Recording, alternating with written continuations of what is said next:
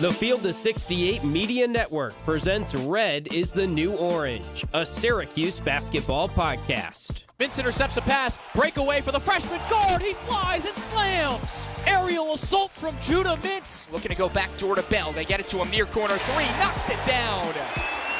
Chris Bell, the sharpshooter. Bringing you everything you need to know out of the 315. Up top, Williams surges ahead, up with the right hand and in.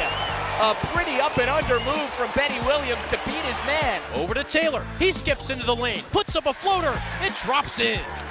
Let's get it started with your host, Ian Unsworth and Johnny Gadamowitz.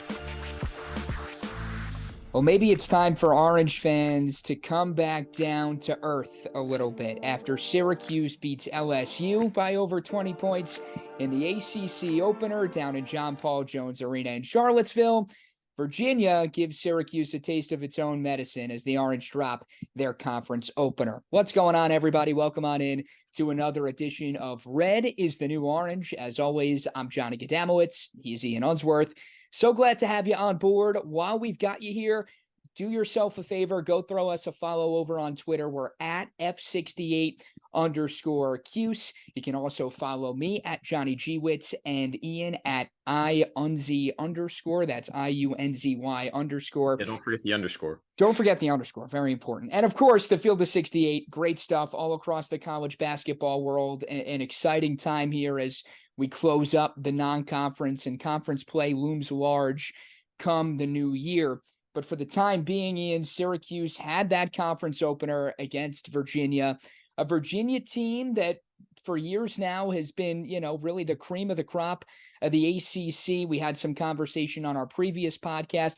Maybe the AP poll doesn't entirely agree right now, but the point still holds true in that Tony Bennett's defense had its way. As much as we were singing the praises of Red Autry's offensive game plan after Syracuse stymied LSU a week ago, pretty much script was flipped against the Orange, completely took away Syracuse's ability to get down the court, right?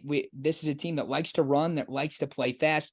We didn't see a whole lot of that against Virginia. Not that it came as much of a surprise with a defense as stout as that one, but it was alarming to see their identity completely kind of stripped away.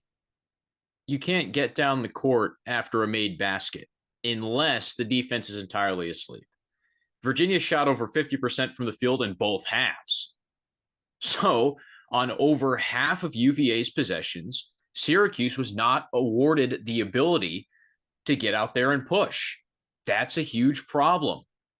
And beyond the fact Virginia had 8 offensive rebounds, pretty good compared to what we saw from Syracuse against LSU. Beyond all that, the Cavaliers held the ball for a good amount of time on offense. It wasn't like they were taking the first open look they got. As a Tony Bennett team will, they take their time. They move the ball around the perimeter.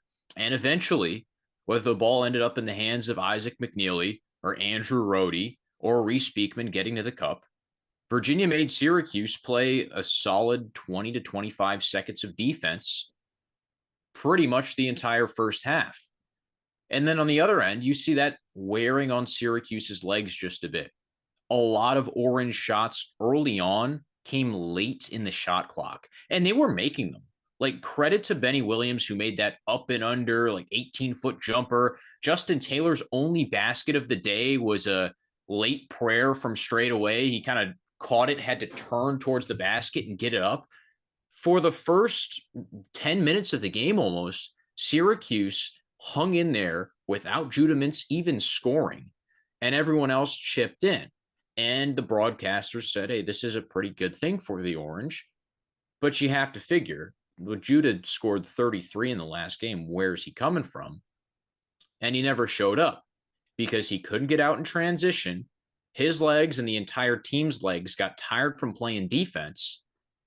And I think the main overarching point from this game, yes, it's one of the best defensive teams in the country, but against really good defensive teams, Syracuse can't get to the basket. We saw it against Tennessee in the Maui Invitational, right? They shot free throws instead, but they couldn't get all the way to the cup. And the same thing happened here. Starling had a couple of open layups, but Mintz got absolutely nothing. And again, that's not to say that Judah Mintz is a one-dimensional player. We know he's not, but you credit UVA for taking away his strength, right? And obviously his strength is getting to the rim, as you just alluded to, Ian. And I think if his first dimension is getting to the rim, his second dimension is getting to the line. the free throw line, exactly. And we didn't see much of that in this game at all. He only took Judah, 2 of them.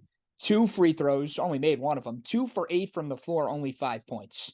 You're not going to beat a team that is as disciplined as Virginia is if that's the type of performance you're getting out of your best player. I think we got to give some credit where credit is due as well. We spoke with Mike Barber of the Richmond Times-Dispatch, and he almost took a little bit of the flip side in that, okay, he thought there was, perhaps a little bit of a formula for Mintz to kind of crack this Virginia defense.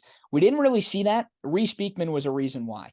And far from only Beekman, there was plenty of help defense, and Virginia was clearly paying attention to number 3 in orange and white.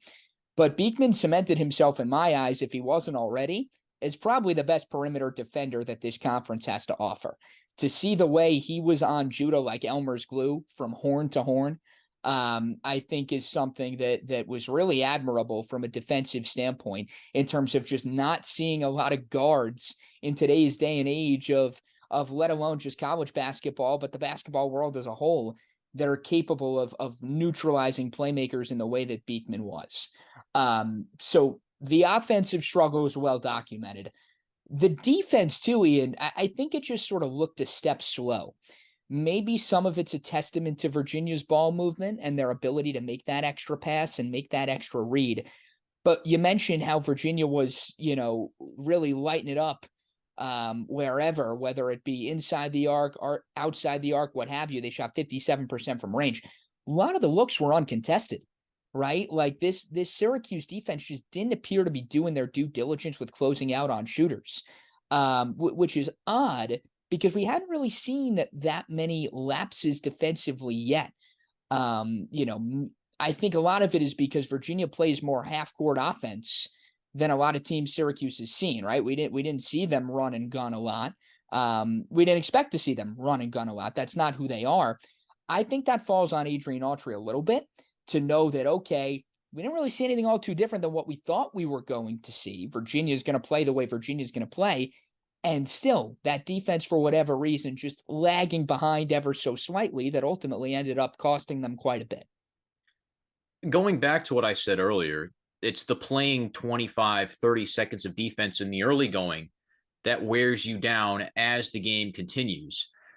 One interesting thing from the LSU game, which I don't think we touched on in our last podcast, when talking to the ESPN broadcast team, Coach Red Autry said that he's still trying to help his team unlearn some old habits. And I think we saw some of that on Saturday. And it wasn't an like on the court X's and O's kind of thing. It was Virginia hit some tough shots, right? McNeely's first couple threes were tough shots. Rhodey had a contested one. He worked around a screen for a late shot clock floater, and then McNeely hit one from almost half court to expand that lead out to double digits. And hit a career high. In the first half, nonetheless. Right. And he finished with 22, by the way. He was 6 of 8 from three-point range. That's a heck of a day. But back to the Syracuse viewpoint here. What happened in those late games last year?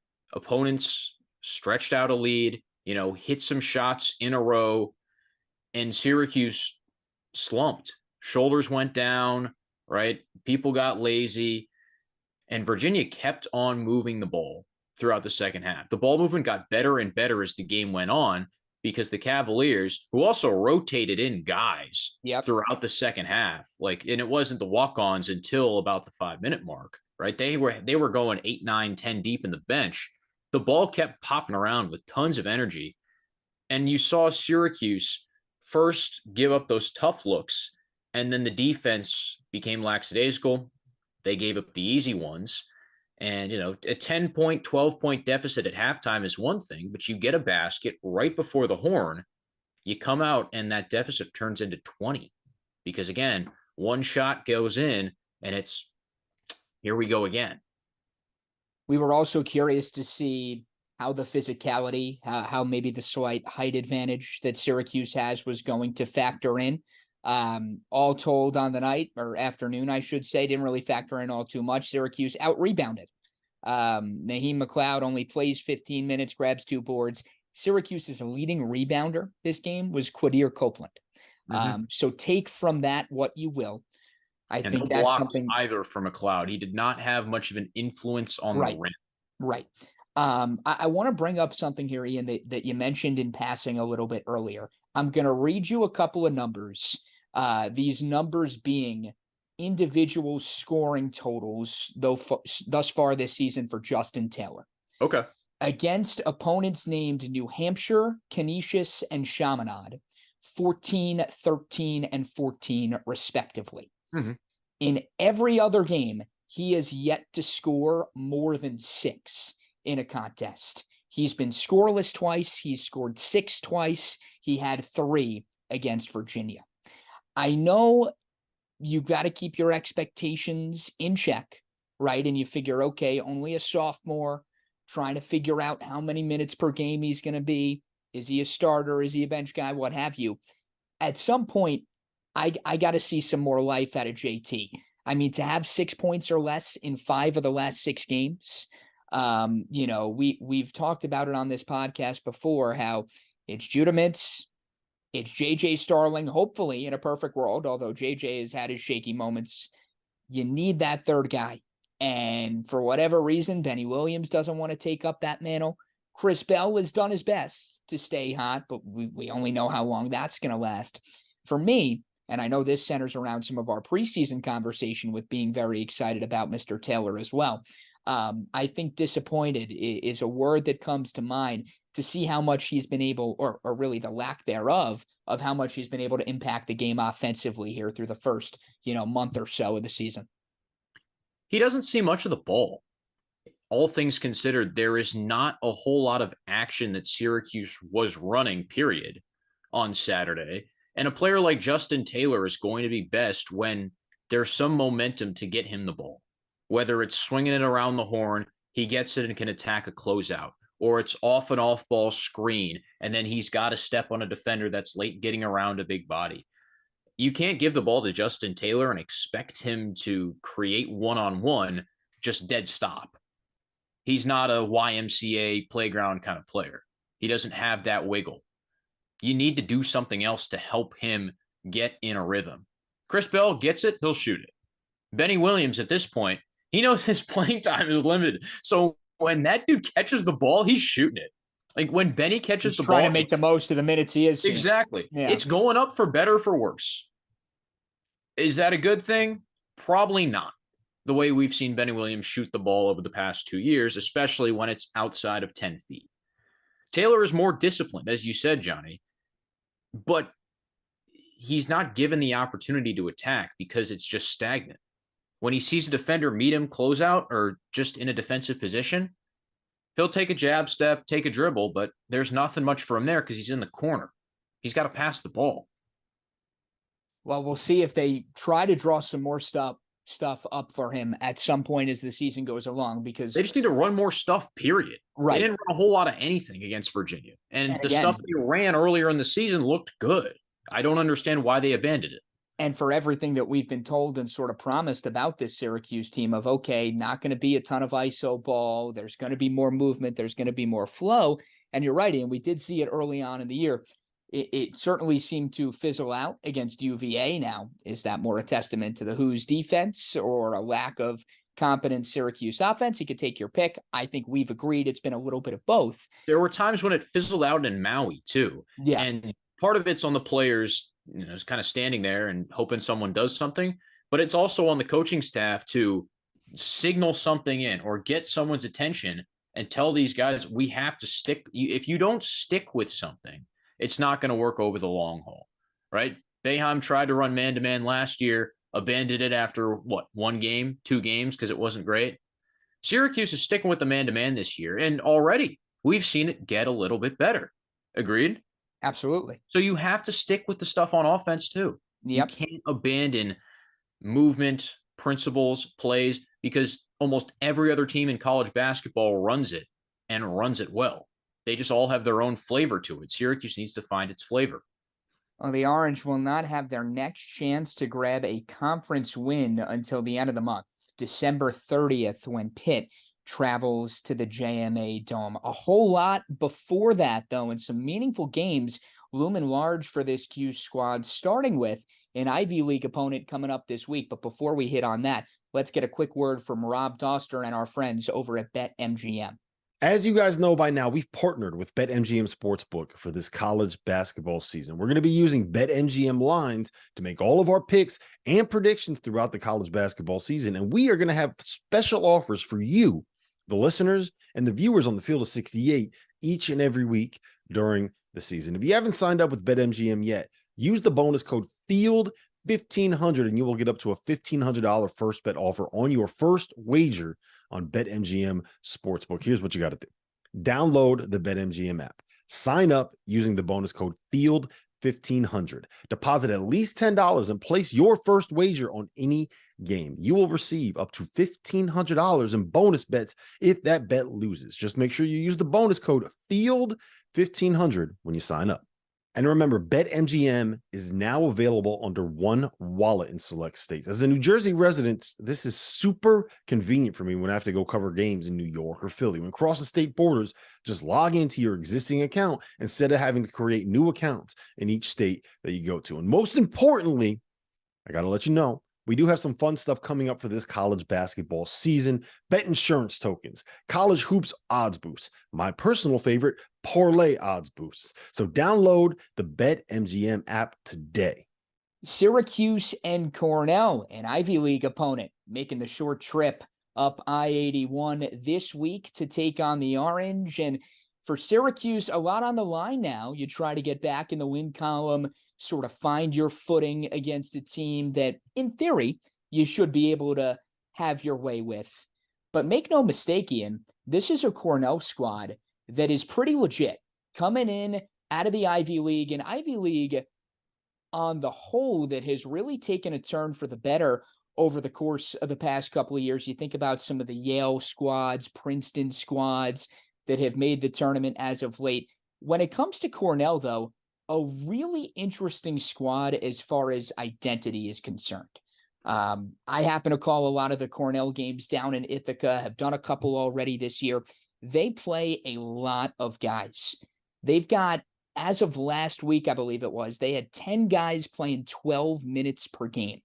I'm not sure there's a team in the nation who's starting five and who cracks that starting five matters less than this Big Red squad. That's all because of their head coach, Brian Earl, former Ivy League Player of the Year in Princeton, sort of brings that philosophy to Central New York and Ithaca, let's call it.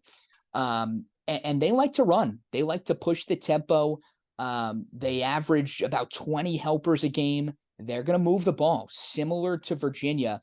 So if you're Syracuse, maybe a glass half full approach in, and that you're getting sort of, while Virginia doesn't like to run the floor, in terms of the ball movement, you're at least getting back-to-back opponents who philosophically in that regard are a little similar.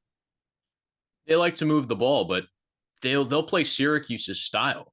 Here, I'll throw some numbers at you, Johnny, because you've seen this team, and these are from the great folks at kenpom.com, or maybe they're just from Ken Pomeroy's computers, the folks, either or. You get the gist. Cornell is top 35 in the country in adjusted tempo. So the average college basketball game has about 67, 66 possessions. Cornell's games this year have had 73. Average possession length in college basketball is usually around 16 and a half to 17 seconds. Cornell, 17th quickest possessions in the country at 15.2 seconds. And then the final one I got for you, actually, I got two more for you, Johnny. Hit me.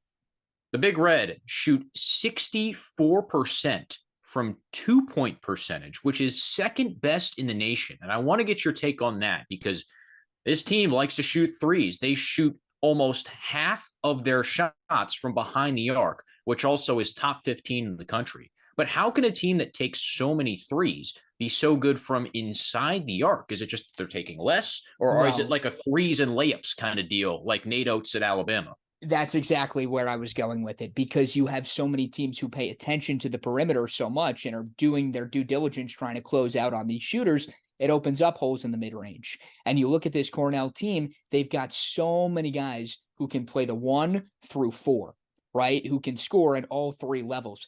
A lot of people will look at them on paper and say, not a ton of height, but they have sort of deceiving height in a sense. They're 2 big men. I won't call them centers, because they don't quite have the stature to be centers, but Sean Hansen and Guy Ragland Jr., 2 guys who can play bully ball down low, but can also step beyond the arc, a la NBA bigs who are not afraid to step out and let it fly. So this is a Malik Brown game, is what you're saying. He's going to play all. Yes, exactly. Another thing that's really interesting too, that we didn't touch on, Ian, about this Cornell squad is they press a lot. And not only do they press off of makes, they'll press off of misses, which you really don't see a ton of. So I think from a Syracuse standpoint, they're not going to have a chance to catch their breath. So like this is going to be like Colgate, but times 2 in terms of how fast they run, how much they like to get up and down the floor, which, don't get me wrong, Syracuse is suited to sort of be able to handle. But we saw Colgate beat Syracuse at its own game in that first half. Correct. Where the Raiders let Syracuse run up the floor, forced an early shot, forced a turnover, and got right back down, or ran out and beat all the Orange back down the floor in transition. So right. It could go either way. From a Syracuse standpoint, my key is the Orange are going to have to make their shots. They're going to get their possessions. You mentioned how quickly Cornell shoots into the shot clock. Syracuse is going to have plenty of offensive opportunities, right? It's about, okay, can you cash in on their opportunities? This Cornell defense leaves a little bit to be desired.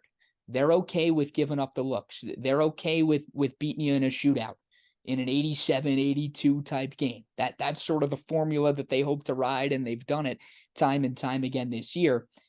My question is, because they can go 5 deep off the bench, Syracuse can't go 5 deep off the bench, right? What happens if you're at the under 16 in half number 2 and the likes of Malik Brown, Benny Williams, fill in the blank, are gassed, right? And Cornell keeps that revolving door, right, in terms of who's seeing the floor, keeping the legs fresh.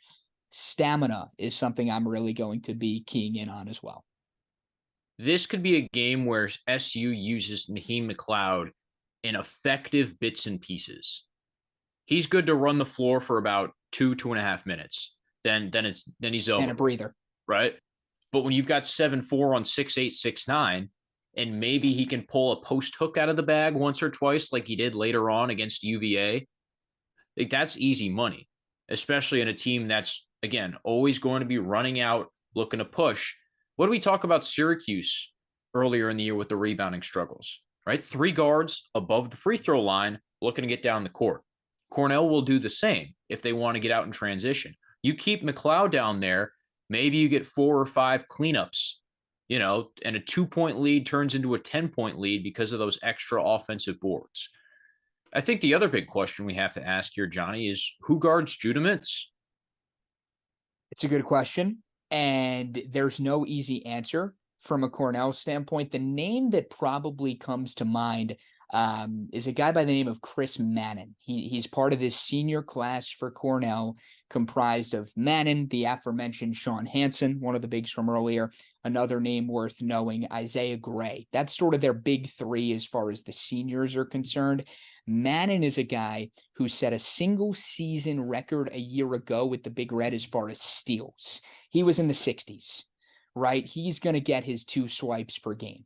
He's got active hands, maybe not as athletic to keep up with a guy like Mintz. And if he gets into foul trouble, I'm not sure who else from a Cornell standpoint is defensively going to be apt enough to try to lock down Judah. But he's the first name that comes to mind. Another one who, as far as the backcourt goes for the Big Red, one of their leading scorers. I mentioned that heavy senior class. They've got a sophomore by the name of Cooper Nord, who could very well replicate an Isaac McNeely type contest. He lets it fly. was a freshman last year that only played about 5 minutes a game and is the second leading scorer on the team now, and absolutely is a sharpshooter to the 10th degree. He's shooting 49% from beyond the arc on not a very small sample size either. He's taken 45 threes this year. I know I skewed your question there a little bit as far as who defends mids, but might as well on that Cornell backcourt. Keep an eye on Mannon. Keep an eye on Nord. We'll see. I mean, this is a sneaky, difficult game for Syracuse, and all of a sudden, and if you drop this, or even if you find a way to win, but maybe it's ugly, and Cornell exposes some serious holes in the defense or the transition or what have you, all of a sudden that's back-to-back shaky performances with a couple tough ones coming up, and who knows how things could sort of spiral from there. Yeah, Cornell does not have a transfer on their team, which is very interesting considering where we are in college basketball. But they also don't play many other Power 5 contests. Syracuse and Baylor are the only ones on their roster. Big Red right now are 7-1, only lost to George Mason. But again, as you mentioned earlier, Johnny, all these games, except for a win against the fighting, I don't even know Utah Valley's mascot, but the Utah Valley is the only team that they've played underneath the 80-point margins. So expect a run and gun shootout. And for Syracuse, this could go well, or this could be a clunker, depending on if the 3-pointers are going in.